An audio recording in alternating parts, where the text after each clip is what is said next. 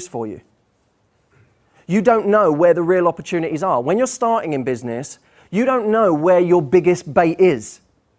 You'll see lots of different options, and you won't know which of them is actually going to produce right now. Does that make sense? What I see commonly in business is people take all of their resources and they put them into one thing. And they don't even know if that thing is going to produce yet. They have no idea. Have you ever had a friend who's had a business idea and they've gone, oh, yeah, no, I'm so excited about this. So they then go and spend like $2,000 on a website. They like try and find premises. Oh, I'm going to go locate here. And what staff do we need? And where do we need to be? And they start focusing on all these things. We need cards. We need business cards. So I don't want cheap ones. We need like expensive ones that are going to say the right thing. They're going to say we're serious. So they go and they get expensive business cards, and they go and buy expensive stationery. We need a filing cabinet for all the filing we're going to do, but we don't have any accounts yet. But let's get a filing cabinet so that we're prepared for that. And they do all of this stuff. They put all of their resources into something, and they have no idea yet whether it's actually going to work or not. And it's the worst way to be. If we have a couple of plates spinning, what it really means is I'm creating opportunities in different areas, and I'm going to see which of these really bites. Because very often, the thing that you thought was going to go down well won't go down well, and something you didn't think was going to be anything will become something big. It's actually like that when you prepare a speech, by the way. You give a story for the first time and you've never told it before, you've always got to have your audience that you break in on a story. And when you have a story that you're breaking in for the first time, the parts you thought were going to be great very often suck. Nothing happens. No one even laughs. You thought it was going to be like a big moment. Nothing happens. And the part that you didn't think was anything, the part that wasn't even supposed to be funny, everyone starts cracking up. And you go, oh, maybe that was the funny bit. So you go back, you rewrite the story around the funny bit. And you get rid of the part that didn't work, and you kind of rehash it, and that's how you create an amazing speech. In business, it's kind of the same. You don't know what parts are going to resonate with people yet. You don't know what product is going to go down the best. You don't know what your market wants. So in the beginning, putting all your resources into something before you know that doesn't work. Have a couple of different plates spinning and see which one works. The beauty of that is, if some big opportunity falls flat, you don't feel like your confidence is solely rooted in that thing. It's a bit like having, if you imagine it like a matrix, and in this matrix you've got these different opportunities. If this one falls flat, it's okay because you're falling back on these and you're actually allowing yourself to diversify your confidence. If you have a matrix that just says, this is my big opportunity, this is my big break, and then that screws up, then you're in trouble. That was why people will often say to me, with the TV work that I did, because the first time I was doing live TV, I was very, very nervous, but nowhere near as nervous as I would have been if that was the only thing going on in my life. Luckily, I had a business and I had speeches and I had all these other things going on which were really exciting me. So I knew that even if something went wrong on TV, that's okay, I got this whole thing over here. That's what allowed me to be more relaxed. What allows me to be relaxed in this environment is that I got a ton of other things that I'm doing later today and tomorrow and the next day and all different opportunities that actually it's okay. This is okay. If this bombs, I'm going to be okay. And that diversification allows us to be more confident. Have a few plates spinning. This is very, very important. You don't know what is going to come off until you see it. Now, the caveat to this is when you see something start to bite, go with it. When you feel something, this one's working, this opportunity is working, go with it and start diverting more resources to it. Once you find something that works, divert more resources to it. It's a bit like, what happens if I don't know how many of you are familiar with online marketing, but if you were testing, let's say, a pay-per-click campaign on Google, the worst thing you can do is say, right, my budget, all the money I have savings is $1,000. I'm going to put this $1,000 into this campaign. And then you put it there and Google eats it up in a day. All right? And that's your $1,000 gone. And it didn't work. But that's it now. Because if you'd have tested £5 or $5 for the American audience, if you'd have tested 5, You would have then been able to test that to see if it produced anything, and then direct more resources to it if it didn't work, or if it did work rather. If it didn't work, you could try something else. But most people will literally divert all of their initial resources into one thing. They don't even know if it works yet. I'm going to give you a solution to this in a little while, okay? So most of what you do will fall flat. Have a few plates spinning. Next, take every opportunity seriously. Take every opportunity seriously.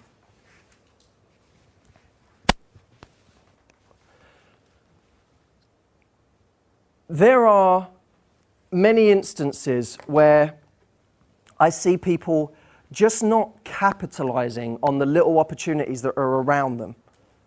And it's because they're kind of being too discerning about what's what. If someone is interested in what you do and wants a meeting, have the meeting. If there's somewhere you can go just to suss something out, go. If there's someone you think might be worth calling, call them. In the beginning, take every opportunity seriously. How many of you seen the film Yes Man? Okay. There's an interesting lesson in that film. What's the lesson he learns at the end? Anyone tell me? What's the lesson he learns at the end of the film? There may be many lessons, but what's the lesson that is kind of obvious? He done it because he wanted to do it, not just because he had to do it. Okay, because he wanted to do it. But what is the guy who taught him to say yes in the first place? What's the lesson he says to him when he figures out his whole life went crazy because he said yes? I can't remember, dude. Does anyone know? He's in hospital. His life is on meltdown because he said yes to too many things. And he said, you said you say yes to everything. And then the guy in that moment says, in the beginning you say yes to everything. Then you get a little bit more discerning with it. You get a bit more structured with what you say yes to. Now, for me, business is very much like that. In the beginning, when you're starting out and when you're trying to grow, you have to kind of say yes to everything in a sense. That doesn't mean you embark on every journey that someone puts in front of you, but it does mean you entertain it.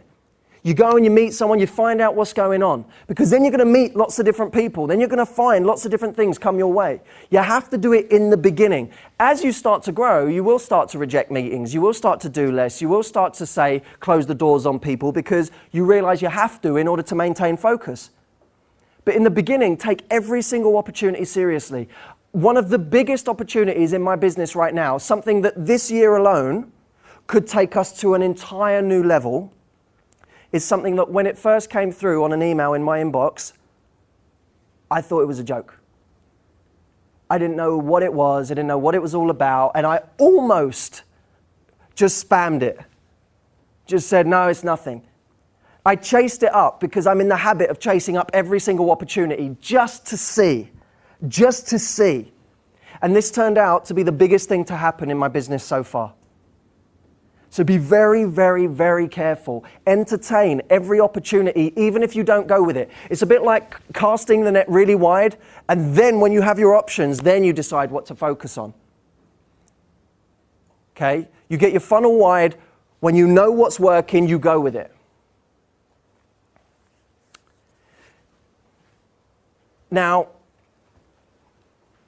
one of the most important skills I've ever found in business, and this is going to sound so freaking cliched, it's ridiculous, but it amazes me that people, when I work with new business people, and I actually work, because nowadays I do a lot of corporate coaching. When I work with new business people, there's something I find time and time again, and it's that they've completely underrated the value of selling.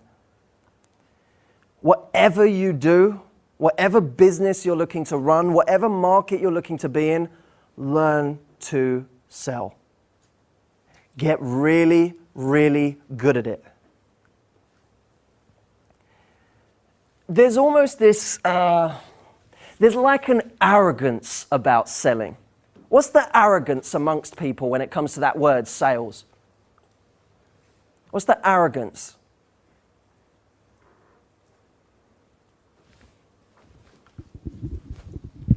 It's never taking no for an answer. It's always just plowing through. Well, that's the arrogance if you're good at sales. Yeah. What's the arrogance of someone who avoids sales? What do they often think? It should sell itself.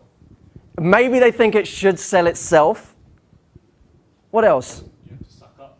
Yeah, I have to suck. I don't want to sell I don't want to suck up to anyone. I don't have to sell myself. I don't have to sell my product. Or that's someone else's job. Someone else will do that. There's this arrogance amongst so many people that sales is somehow beneath them.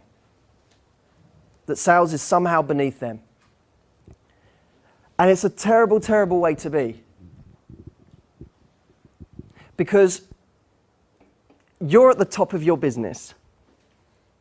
You are the only person that is truly responsible for making it survive. Because anyone else can just go and get another job. Anyone else can leave tomorrow and find another job. You're the only one who is truly 100% invested in that outcome. No one else cares about it as much as you do. And one of the things I see is people, as soon as they can delegate sales, they delegate sales. As soon as they can remove themselves from that, they'll remove themselves, because I don't want to be involved in selling. I just want to be involved in prettying up the product, putting some more bells and whistles on it. Doesn't even need them. Right? Just doing a few extra things. Oh, there's some paperwork to do. Oh, there's other things to do. What I see everywhere is what we call avoidance activity. Avoidance activity. Avoidance activity is, I'm going to do everything else except the one thing that I really should do. When people get into the whole area of learning about attraction, what do they often do? What do you see in people who often start learning about attraction?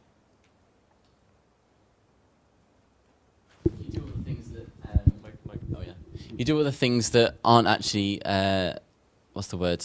Kind of that you have to do to actually make someone attracted to you. You do, like, you read books, you do everything around it, all the noise. Yeah, the noise. That's a good word for it. You get a guy who enters this area, wants to learn about attraction, and so he says, okay, what do I need to do? Well, I need to get a haircut, and then I need to go and buy some new clothes, because that's really important. And then I need to read more, because it's really important I know everything about this subject. I should probably meet some more guys who are learning about this stuff. I should probably understand more about this area. I should probably get my teeth whitened. I should probably learn some cool places to go. And all of this stuff is just avoidance activity. That's all it is. Now, I'm not saying none of it is important, but it's all the icing on the cake. But people get into that and they indulge in it solely because that is avoidance activity. I can do this as an excuse for not doing the one thing that's actually going to get me results, which is walking up to someone, risking rejection, and trying. That's the only thing that's going to really make the difference. That's the thing that if I do that, remember the law of 20-80%? 20% of what you do is going to get you 80% of the results, but most people live in the 80%. Most people indulge in the 80% their whole life, do 20% like this much.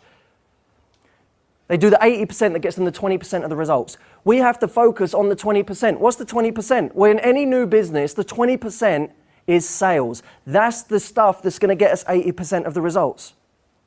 And I know businesses where people suddenly get into panic territory, where they've not got any clients, their cash flow's going down, and they see the business being brought down, and they go, oh God, I've got to get a new client. So they suddenly go out and pitch themselves like their life depends on it. And they get a new client. And then they go, oh, I've got a little bit of cash flow.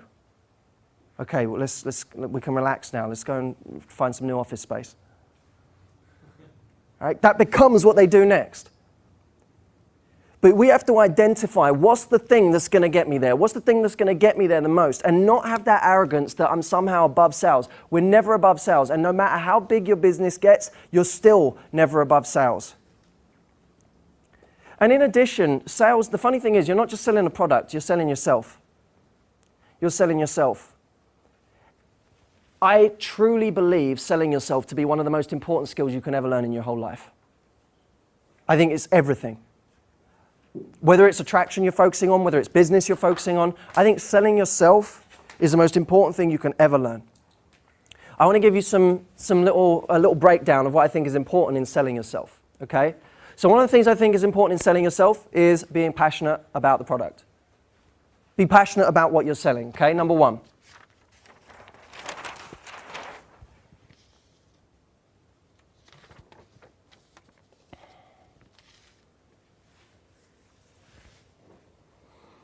2, you cannot be afraid of breaking rapport.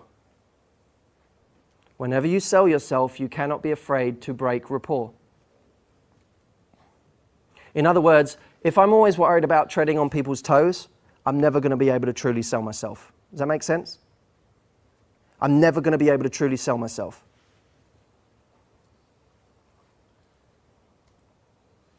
Third, speak with authority on the subject that you're talking about. There is never any room for talking from a place that doesn't speak with authority. Never. There's this great poet, a stage poet called Taylor Marley, who said, it's not enough to question authority, you've got to speak with it too. And too many people are really good at questioning authority. They're really good at that because it's so freaking easy. It's so easy to question someone else, but to actually speak with authority is much more difficult, and that's what it requires. That's what's required to sell yourself. Whether we're selling ourselves in business, and I'm telling you, this is what you have to do, whether we're speaking to someone who we're attracted to, and you're really speaking with authority about why it's important that you two are together. You know, it doesn't matter. You are speaking with authority. Uncertainty immediately makes us less attractive as people, in business too. That uncertainty. I think, now it's not to say you always have to pretend you know everything about everything, because you're either speaking with certainty or you're curious with certainty. Because if I'm talking to you about your business and I don't know anything about, let's say, plumbing, and I talk to you about plumbing and I ask you about it and I say, tell me about that thing, I'm still not uncertain, I'm just curious, because I don't know that. So I'm not going to try and speak on that subject. But if I do try and speak on a subject, I'm going to say it with complete authority.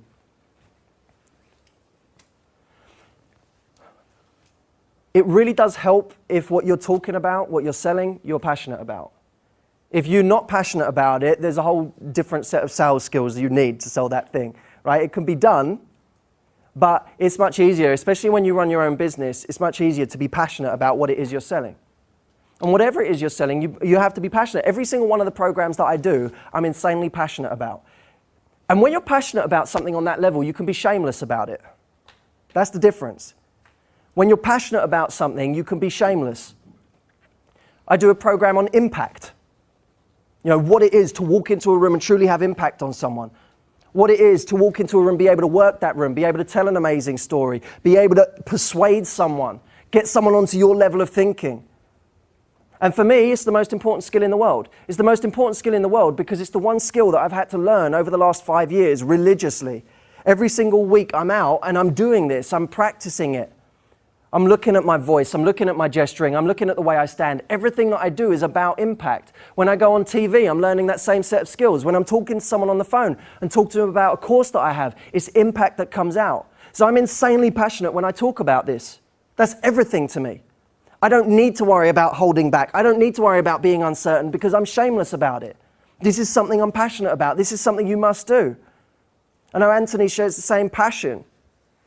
It's like that passion that says, I have to do this. I have to communicate this to you. And that's what makes the difference. Is if I'm that passionate, I'm going to be able to sell you anything because I believe it too. Because I actually believe you should come and do this. That's the difference. And that's what we're looking for. By the way, while I'm on this subject, I have a link for you to go to. I've got a free gift for everyone in this room. There's a link for you to go to. It's www.matthewhussey.com. matthewhussey.com/21convention. Okay, go there. I have something waiting for you there. It's just my gift to everyone for being in this room. matthewhussey.com/21convention. Okay. We have to be passionate about whatever it is we're talking about. Now, I want you to take literally 2 minutes to write down. If there's, because I always believe you shouldn't ever leave the site of a talk like this, learning something new, figuring something out, getting some clarity, without actually taking some form of action. I want everyone to take 2 minutes to write down, okay? As a result of being here, if this has been an hour of my life, okay? This is an hour of my life that I will never get back. I have to make sure that this hour actually benefits me in some way. Because if all it did was stimulate me for a few minutes and then I went back to normal life, then it was a waste of time. in these 2 minutes, I want you to write down, what action has this prompted me to take? And it may be in business, it may just be in your career in general right now, but I want you to write down, what has this talk prompted me to do? What action must I take as a result of this talk? If I were thin slicing it and I said there's one action right in front of me, what would that action be? I want you to write it down.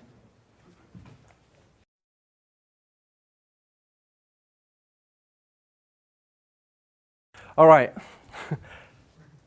Real modeling. This is why we call it real modeling.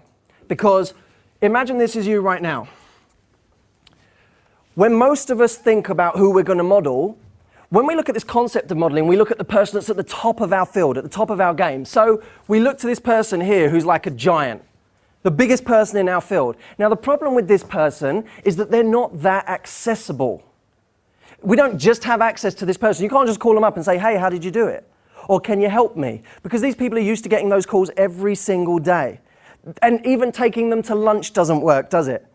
You can't, everyone says, oh, network that person, take them to lunch or whatever. This person gets offered to lunch 5 times a day. They can only eat so much lunch. They don't care, right? So that's not going to work with that person. But there's someone who's right here. This person is just a small distance in front of you.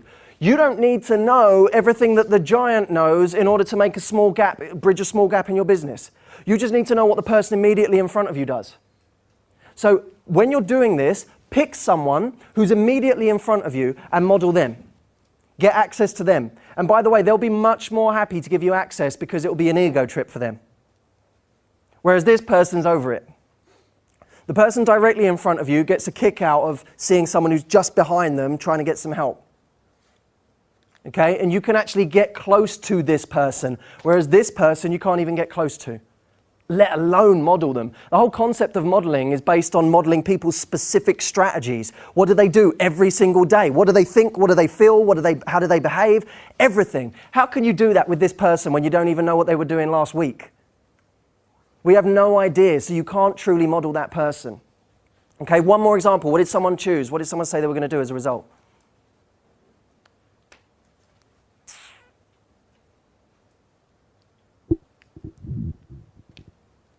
Yes, in the corner. Take a lot more risks. If I want to do something, just go and do it rather than thinking about whether or not. Okay, so I'm going to take a lot more risks. What I think you should do is later today, sit down and write down what are the top 5 risks you could take that would have the most payoff. Okay? Fantastic. Cheers. All right, what I'm going to do lastly, before answering a couple of questions is, I want to write down the features that I've found in most of the best entrepreneurs that I know, and I want to just list what it is I see that's different about them to other people so that we can at least start to model that and maybe decide whether it's right or wrong for you, because I genuinely don't think being an entrepreneur is right for everyone. But there are some people who it's perfect for. Let's look at the characteristics that they have. One, I've found that, as we said, every one of these people has an ability to sell themselves. Every one of these people has an ability to sell themselves. Okay? They are good at that skill. Most of them are exceptional at that skill. You put them in a room with someone, and at the end of that sitting, someone wants to buy something from them, or they want to hire them, or they want to be around them. They're just persuasive people. Next, they have a high stress threshold. They are used to dealing with large amounts of stress and dealing with it well. In fact, some of the best guys that I know, they don't experience massive highs or massive lows. They're just kind of happy and constant. Often I worry when I see someone who experiences this extreme high as soon as something goes well, I worry a little bit. Because usually that person is also very good. As soon as something goes badly, they're good at plummeting in that moment. We have to be very careful with our emotions in this. Because your emotions are going to be messed with every step of the way. You'll get something go right, and then the next day something will go badly wrong. It's extremely important to have that even emotion across the board. It doesn't mean you're neutral. It doesn't mean you feel nothing. It actually means that you're at a higher level of happiness than most people are, but you're not feeling the extremes all of the time. Because if you're feeling that in business, you're going to go grey before your time. Next, stamina. These guys have stamina. They know that whether or not they get there today is kind of irrelevant. They're still going to be doing the same thing next week and the week after and the week after. They have that stamina, even when stuff is going wrong. By the way, just going back to that stress point, there are going to be times in your business where things go really badly. Like, badly. And it's going to sting. Those moments are the moments where you become lean, emotionally. Most people have those moments and they crumble. But when I look back on those moments for me now, those are the moments where I got lean. I had a moment where, one of my worst moments, the moments I hated the most, or it was a little period, was I'd met someone who was an amazing guy, an amazing client who was very, very wealthy, and he had this tiny little corner office in Mayfair. And I didn't have an office at the time. I was working out of Starbucks.